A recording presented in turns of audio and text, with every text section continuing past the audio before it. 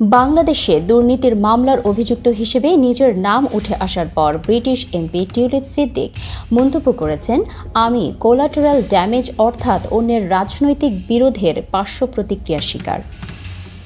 ৪২ বছর বয়সী হ্যাম্প state and হাইগেটের এই লেবার এমপি, যিনি বাংলাদেশের ক্ষমতাচ্যুত প্রধানমন্ত্রী শেখ হাসিনার বোন শেখ রেহানার মেয়ে, জানিয়েছেন তিনি এখনও কোনো আনুষ্ঠানিক সমন পাননি, অথচ ১১ই আগস্ট ঢাকার আদালতে তার বিচার শুরুর তারিখ নির্ধারণ হয়েছে।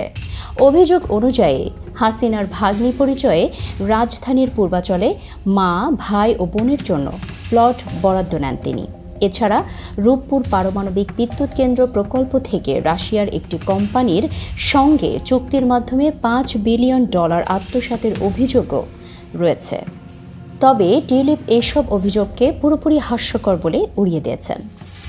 লেবার নেতা কিয়ার স্টারমারের ঘনিষ্ঠ এই এমপি জানান, তার বিরুদ্ধে যে অভিযোগগুলো আনা হয়েছে তা কোনোটিই সঠিক নয় এবং রাজনৈতিক উদ্দেশ্য প্রণোদিত। তিনি বলেন, আমি জানি না আমার বিরুদ্ধে সুনির্দিষ্ট অভিযোগ কী, মনে হচ্ছে কাফকার দুঃস্বপ্নে আটকে পড়েছি। টিউলিপের বিরুদ্ধে আরও অভিযোগ রয়েছে ২০০৪ সালে লন্ডনে একটি ফ্ল্যাট উপহার পাওয়া এবং পরবর্তী বাংলাদেশি বংশোদ্ভূত এক প্রপার্টি ডেভেলপারের বাড়িতে থাকা।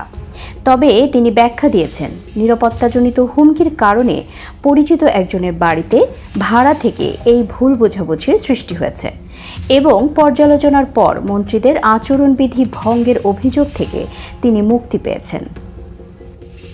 বাংলাদেশের কর্তৃপক্ষ জানিয়েছে, প্রয়োজনে তার অনুপস্থিতিতেই বিচার চলবে।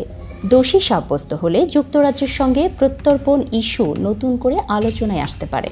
টিউলিপ বলেন, আমি এখানে আমার খালার পক্ষে সাফাই গাইতে আসিনি। আমি জানি তার শাসন আমলে শেষটা কিভাবে হলো সেটি নিয়ে তদন্ত চলছে। আমি আন্তরিকভাবে আশা করি বাংলাদেশের মানুষ যে সমাধান চায় সেটি তারা পাবে। টিউলিপের দাবি, বাংলাদেশের অন্তর্বর্তী সরকারের প্রধান ডক্টর মোহাম্মদ ইউনূস ও শেখ হাসিনার বিরুদ্ধে তিনি অনিচ্ছাকৃতভাবে ক্ষতিগ্রস্ত হচ্ছেন।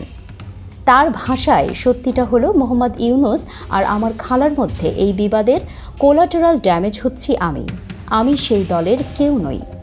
এই মামলা এখন শুধু বাংলাদেশ নয়, যুক্তরাজ্যের রাজনীতিতেও আলোচনার কেন্দ্রবিন্দুতে রয়েছে।